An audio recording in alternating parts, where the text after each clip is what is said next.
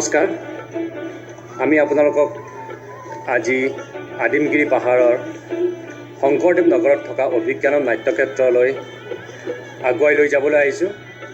আহকচোন আমিও চাওঁ এই অভিজ্ঞানম নাট্যক্ষেত্ৰৰ ভিতৰ চৰাতনো কি আছে।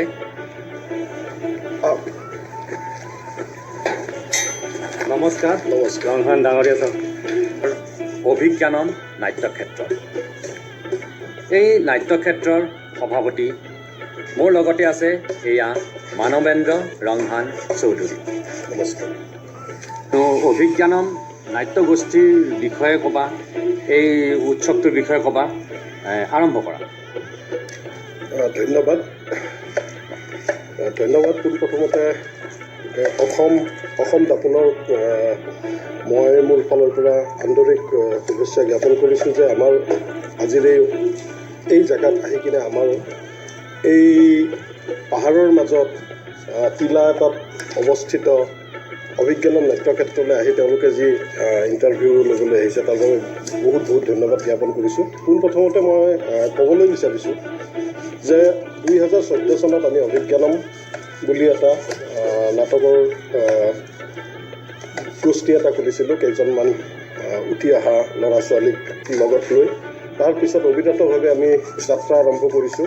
আমি বিভিন্ন প্ৰডাকশ্যন আমি অভিজ্ঞানমৰ ফালৰ পৰা কৰিছোঁ, কৰি লগতে নেশ্যনেল ইণ্টাৰনেশ্যনেল লেভেলতো আমি নাটক বহুবাৰ কৰিছোঁ।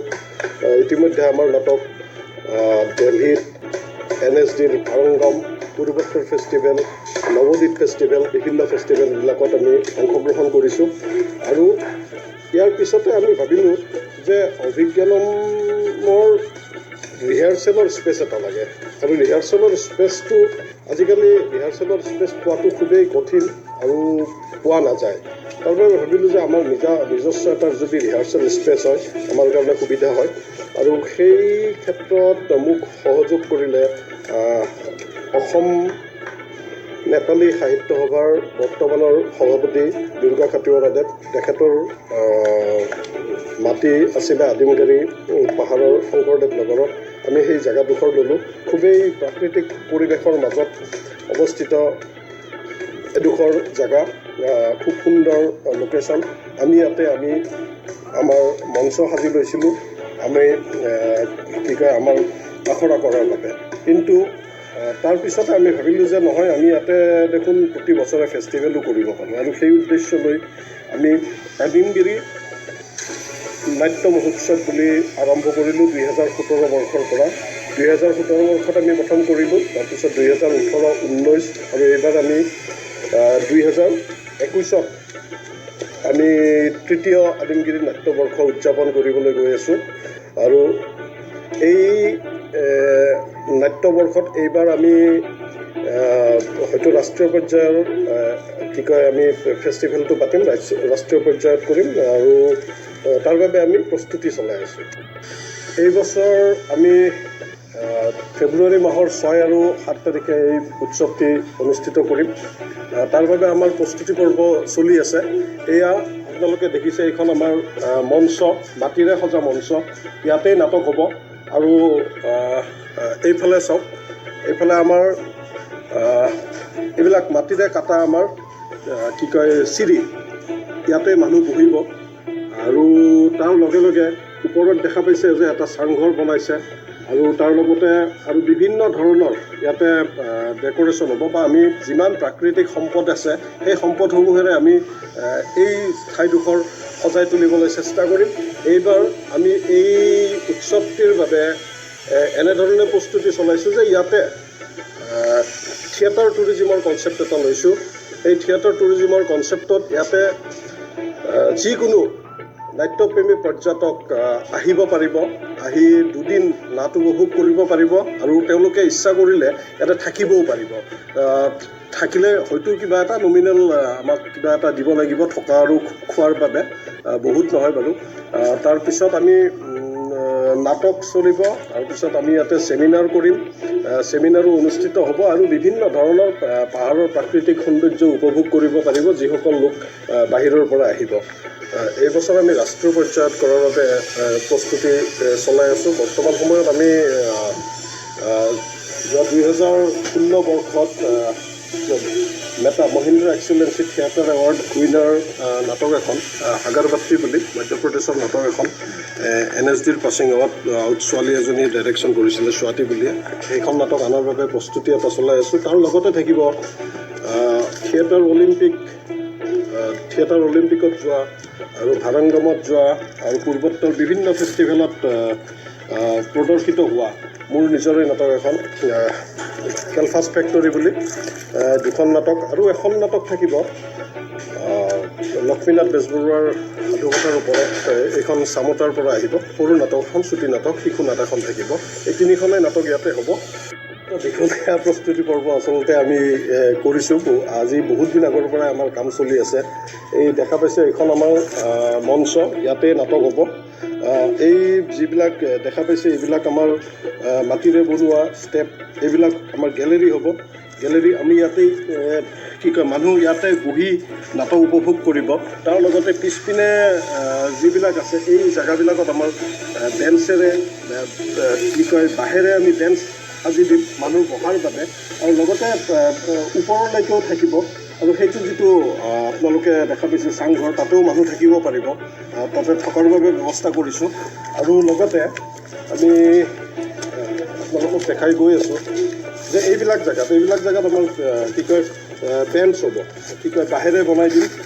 আৰু বিভিন্ন সঁজুলি, গছৰ মুঢ়া বা কিবা এনেকুৱা ধৰণৰ বস্তুবিলাকেৰে আমি প্ৰাকৃতিকভাৱে যিমান প্ৰাকৃতিক সৰঞ্জাম আছে, পাহাৰত যিবিলাক প্ৰাকৃতিক বস্তু পাম, আমি সেইবিলাকেৰে আমি ইয়াতে মানুহবিলাকৰ বহাৰ বাবে ব্যৱস্থা কৰি দিম। আৰু ইয়াৰ লগে লগে আমি এইবাৰ ইক' কেম্পিঙৰ ব্যৱস্থা কৰিছোঁ। ইক' কেম্পিঙৰ বাবে যিবিলাক বাহিৰৰ পৰা পৰ্যটক আহিব আমাৰ নাটক উপভোগ কৰাৰ বাবে, তেওঁলোকক থকাৰ বাবে আমি এয়া চাংঘৰৰ ব্যৱস্থা কৰিছোঁ। এটা বাঁহেৰে নিৰ্মিত চাংঘৰ, মোটামুটি 15 ফুট 10-12 ফুটমান ওপৰত হ'ব। লগতে এই জেগাবিলাক যিবিলাক দেখিছে আপোনালোকে, এইবিলাক আমি পৰিষ্কাৰ কৰি দিম। ইয়াতে আমি কিছুমান টেণ্ট লগাম। এই টেণ্টতো আমাৰ পৰ্যটক থাকিব পাৰিব। কিন্তু কথা হ'ল যে প্ৰতিজন যিসকল পৰ্যটক আহে তেওঁলোকে যাতে শ্লিপিং বেগ নিজৰ লগত আনে। এইটো দৰ্জা সাজি আছে। আমি এইটো চাল চিলিঙৰ কাম কৰি আছোঁ আৰু দৰ্জাৰ কাম কৰি আছে, আৰু কিবা কিবি কৰা বাকী আছে, আৰু চেৰি বাকী আছে, এইবিলাক আৰু হ'ব। আপুনি ক'ৰ পৰা আহিছে? মই মঙলদৈৰ পৰা আহিছোঁ। মঙলদৈৰ পৰা? হয়। আপুনি কি কাম কৰি আছে এতিয়া ইয়াতে? এতিয়া চাংঘৰ এটা বনাই আছোঁ। আপুনি ক'ৰ পৰা আহিছে? মোৰ ঘৰ তিনিচুকীয়া। আপুনি কি কাম কৰি আছে ইয়াতে? বৰ্তমান মই বন্ধুসকলক সহায় সহযোগ কৰি আছোঁ। মানে বস্তুটো কি, এইখন কি বনাই? এইখন আপোনাৰ হ'ব আপোনাৰ দৰ্জাখন। আপুনি ক'ৰ পৰা আহিছে? মই কলাইগাঁও। কলাইগাঁও। কেতিয়াৰ পৰা ইয়াতে কাম কৰি আছে? মই 21 তাৰিখৰ পৰা কামত গৈছিলোঁ। 21 তাৰিখ। আপুনি কি বাঁহৰ কামেই কৰে নে বেলেগ কিবা কাম কৰে? বাঁহৰ কামো কৰোঁ, বেলেগ কাম। এইটো আমাৰ এটা ৰাস্তা আমি নতুনকৈ তৈয়াৰ কৰি লৈছোঁ আদিমগাৰী নাট্যক্ষেত্ৰলৈ। এই দেখিছে আপোনালোকে যে গোটেই বাহনী, এই বাহনীৰ মাজে মাজে আমি এই ৰাস্তাটো তৈয়াৰ কৰিছোঁ। মোটামুটি 100 মিটাৰমান হ'ব। আমাৰ তলৰ পৰা এইখিনি খোজকাঢ়ি আহিব লাগিব। গোটেই যিখিনি আমাৰ নাট্যপ্ৰেমী আহিব তেওঁ নাটক উপভোগ কৰাৰ বাবে, তেওঁলোকে এইটো চাইডেৰে এই আগলৈকে আছে, সেইফালেৰে আমি মানুহ আহি আমাৰ নাট্যক্ষেত্ৰলৈকে আহিব পাৰিব।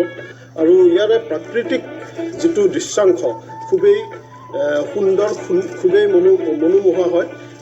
আৰু ৰাতিৰ ভাগত আমি যেতিয়া নাটক কৰিম, গোটেই মালিগাঁৱৰ অঞ্চল আমি দেখি থাকিম, বা যেন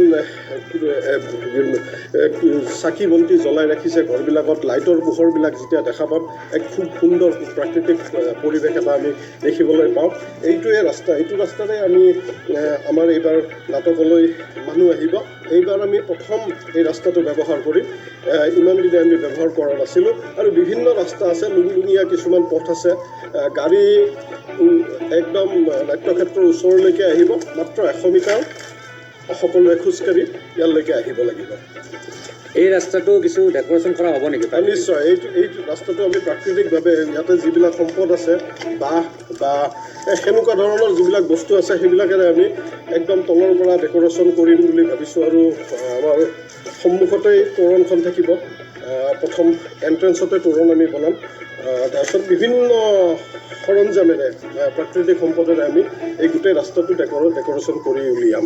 এইখিনিতে আমি আপোনালোকক জনাবলৈ বিচাৰিছোঁ যে প্ৰয়াত দেৱব্ৰত চৌধুৰী সোঁৱৰণী নাট্য ব্যক্তিত্ব বঁটা যোৱা বৰ্ষৰ পৰা সংযোগ কৰা হৈছে।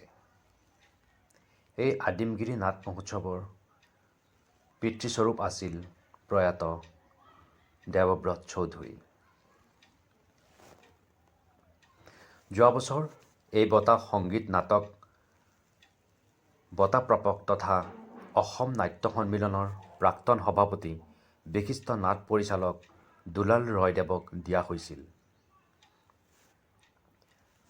আৰু এইবাৰ এই বঁটা অভিজ্ঞানমৰ কমিটিৰ সৰ্বসন্মতি মৰ্মে বিশিষ্ট চলচ্চিত্ৰ অভিনেতা তথা পৰিচালক শ্ৰীযুত প্ৰাঞ্জল শইকীয়াদেৱক দিয়াৰ বাবে বিবেচিত হয়। অভিজ্ঞানমৰ তৰফৰ পৰা এই কথা সদৰি কৰা হৈছে। আমাক পুনৰ লগ পাবলৈ অসম দাপোন ছাবস্ক্ৰাইব কৰক আৰু কাষতে থকা বেল আইকনটো বজাওক।